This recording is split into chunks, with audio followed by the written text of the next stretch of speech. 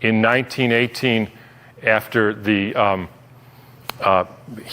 biggest pandemic, the Spanish flu pandemic of 1918, Steiner was asked, what was this all about?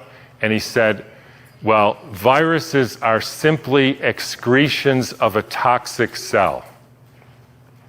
Viruses are pieces of DNA or RNA with a few other proteins. They bud out from the cell. They happen when the cell is poisoned. They are not the cause of anything. And the first way I would encourage you to think about this is if you are a famous dolphin doctor, right? And you have been studying dolphins in the Arctic Circle for hundreds of years, or at least a long time, and the dolphins were fine. And then they call you up, Fred, all the dolphins or a lot of the dolphins are dying in the Arctic Circle. Can you come and investigate? Right? And you have one question to ask.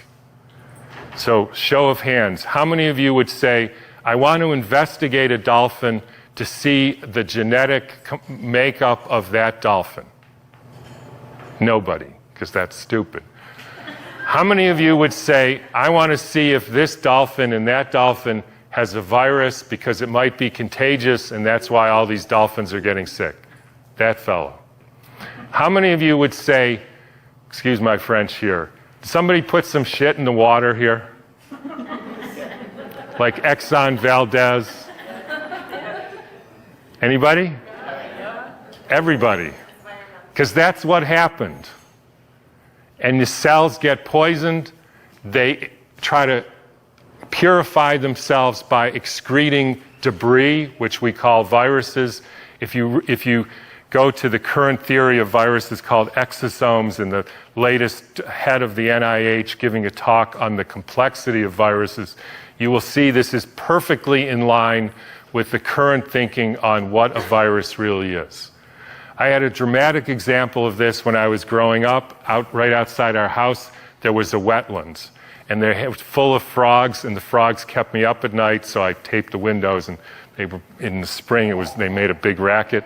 And then over time, the frogs were all gone. How many thinks the frogs had a genetic disease? How many thinks the frogs had a virus? How many think somebody put DDT into the water? That's what happened. Diseases are poisoning. It's one of the reasons why vaccines, so let me skip that for a minute. So what happened in 1918? There was a huge, in every pandemic in the last 150 years, there was a quantum leap in the electrification of the Earth. In 1918, late fall of 1917, there was the introduction of radio waves around the world. Whenever you expose any biological system to a new electromagnetic field, you poison it, you kill some, and the rest go into a kind of suspended animation so that, interestingly, they live a little bit longer and sicker. And then starts in World War II with the next pandemic with the introduction of radar equipment all over the Earth, blanketing the entire Earth in radar fields. First time humans have ever been exposed to that. In 1968, there was the Hong Kong flu, and it was the first time the Earth has a protective layer in the Van Allen belt, which essentially integrates the cosmic fields from the sun and the Earth, from the moon and Jupiter, etc., integrates that and essentially distributes that to the living beings of the Earth.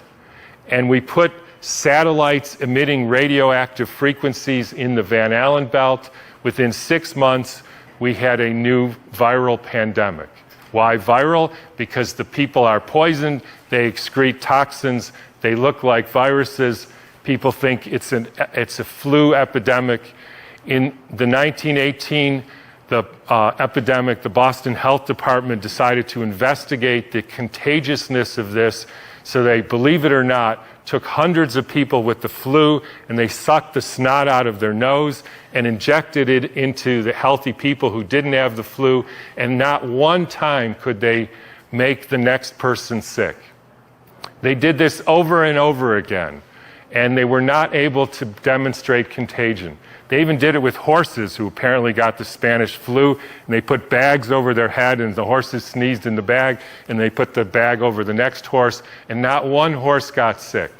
You can read about this in a book called The Invisible Rainbow by Arthur Furstenberg, who chronicles all the steps in the electrification of the earth and how within 6 months there was a new flu pandemic all over the world. And when you hear the normal explanations, how did it go from Kansas to South Africa in 2 weeks? So the entire world got the symptoms at the same time, in spite of the fact that the mode of transportation was horseback and boats, and there's no explanation for it. They just say, we don't know how that happened. But when you think about it, with these radio waves and other frequencies that some of you have in your pocket and on your wrist, you can send a signal to Japan and it arrives instantaneously. So any of you who don't believe there is an electromagnetic field that communicates globally within seconds just is not paying attention to this. And I will only finish by pointing out that there has been a dramatic and quantum leap in the last 6 months with the electrification of the Earth. And I'm sure a lot of you know what that is. It's called 5G, where they now have 20,000 radiation-emitting satellites, just like the radiation-emitting thing in your pocket and on your wrist and that you use all the time. That is not compatible with health. I'm sorry to say it, it's not compatible with health. That is a water destructuring device. And for any of you who say, yeah, well, we're not electrical beings, we're just physical matter, then don't bother doing an EKG or an EEG or a nerve conduction test, because we are electrical beings and the chemicals are only the byproduct of those electrical impulses. And I'll finish with, anybody want to make one guess as to where the first completely blanketed 5G city in the world was? Exactly.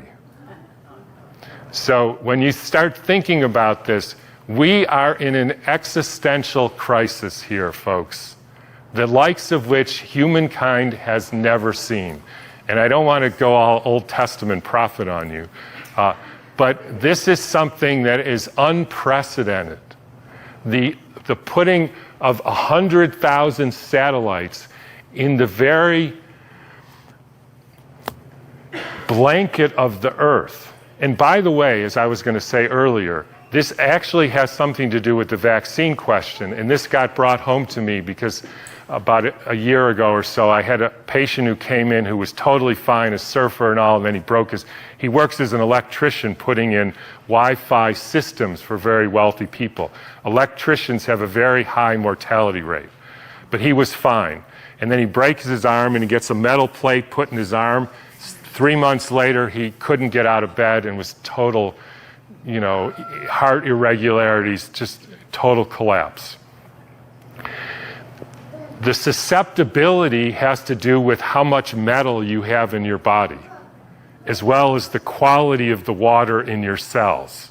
So if you start injecting aluminum in people, they become receptors for absorbing increased electromagnetic fields, and that is a perfect storm for the kind of deterioration of the species, which is what we're now experiencing. And I'm just going to finish with one more thing, which I like too, is a quote from Rudolf Steiner. And by the way, this was around 1917, so there was a different time. In times when there were no electrical currents, when the air was not swarming with electrical influences, we're talking 1917, it was easier to be human. For this reason, in order to be human at all today, it is necessary to expend much stronger spiritual capacities than was necessary a century ago. So I'll just leave you with whatever you can do to increase your spiritual capacities, because it's really damn hard to be a human being these days. So thanks for listening.